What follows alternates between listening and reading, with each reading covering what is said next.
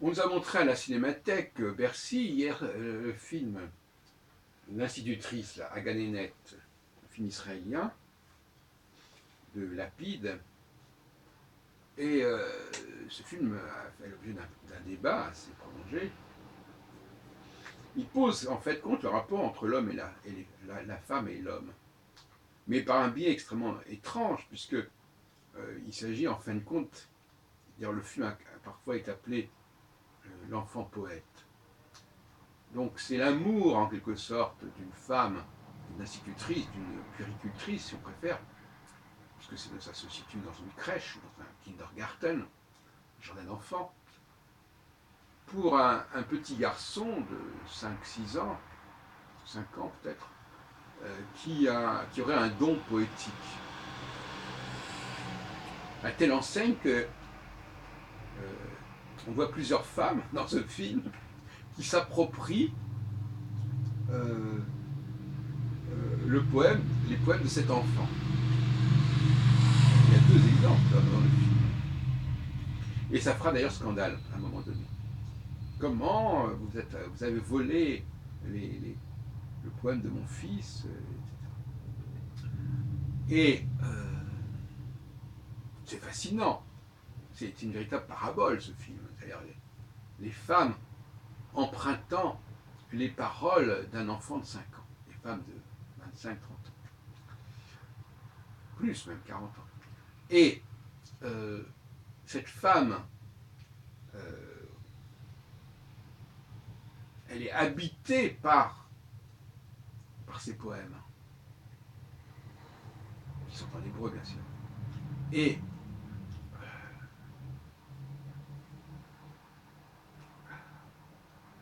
moi j'ai proposé, je suis intervenu, j'ai proposé, est-ce que c'était important que ce soit un enfant? Est-ce que c'est pas par hasard que c'est un enfant dont s'est amouraché un enfant poète? Ça aurait pu être aussi bien un homme poète. Une question que je vais se poser. Mais dans le contexte israélien, il y a une conflictualité là entre les hommes et les femmes qui est assez évidente. Euh, Parce que finalement, les hommes sont. Enfin, la différence entre hommes et femmes est encore beaucoup plus forte qu'ailleurs. Les hommes étant beaucoup plus concernés par la guerre ou par l'armée que les femmes, même si les femmes sont à l'armée aussi, mais enfin, c'est pas du tout la même chose. Il y a très peu de femmes militaires, je parle de militaires femmes, qui ont été atteintes. Je crois, il y a 25 000 victimes depuis 1948. Mais toute catégorie militaire ou pas confondue.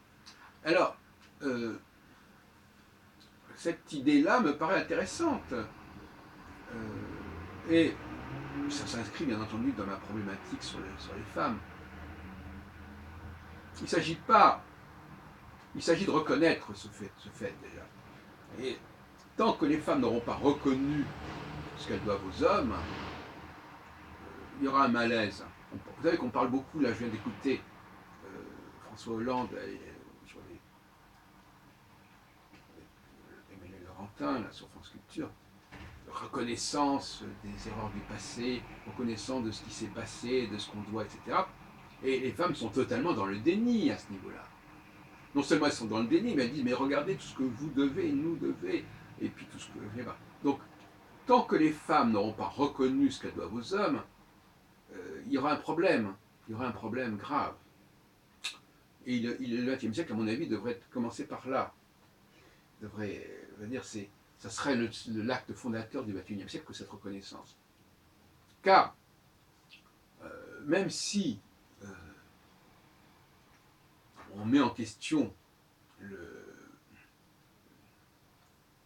la question des machines, et moi j'apparente les femmes aux machines d'une certaine manière, c'est important les machines pour notre société. Donc elles ont un rôle important à jouer. Elles sont un auxiliaire, comme dirait le chapitre 2 de la Genèse. Mais elles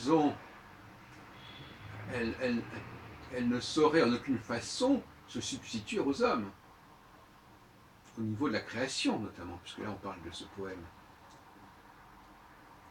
D'ailleurs, le réalisateur Lapide a dit, oui, cette femme de 40 ans qui est l'institutrice, elle a toutes les connaissances nécessaires pour faire des beaux poèmes, mais elle n'y arrive pas.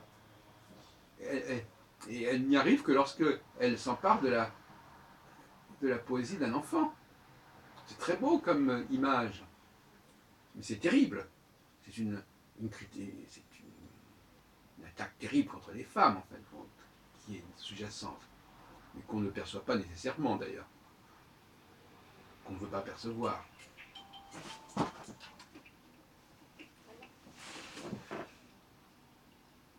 Oui, donc il faut un contrat social entre les hommes et les femmes, c'est absolument indispensable. Il faut faire la paix entre les hommes et les femmes et déterminer à la fois l'ordre diachronique et synchronique, c'est-à-dire quand est-ce que les femmes sont arrivées, quel a été leur rôle, pourquoi elles sont là, d'où elles viennent, comment elles ont été programmées. Et là, on touche à un problème majeur. Il semblerait, ce sont en tout cas mes conclusions actuelles, que les hommes soient en quelque sorte les descendants d'une humanité extrêmement ancienne, antérieure à une colonisation extraterrestre, qui aurait introduit des androïdes, plus ou moins d'ailleurs androgynes. Et ça nous conduit aussi à une relecture de la Bible, à savoir que ces dieux, ce sont des dieux colonisateurs de l'humanité. Ce ne sont pas des dieux qui ont créé l'humanité. Ils ont colonisé l'humanité et ils ont introduit une humanité à leur guise, qui était une sorte d'humanité androïdale. Et nous vivons dans ce régime-là. Une cohabitation entre une humanité androïdale qui serait les femmes et une humanité beaucoup plus ancienne qui serait celle des hommes. Et j'ai montré au niveau cyclique que lorsque le cycle qui fait fonctionner, qui active le comportement féminin et qui est lié notamment à Saturne et à ses rapports avec les étoiles fixes, quand ce cycle passe par une phase nocturne, c'est à ce moment-là que les hommes, au sens premier du terme, c'est-à-dire les premiers hommes, peuvent reprendre le pouvoir.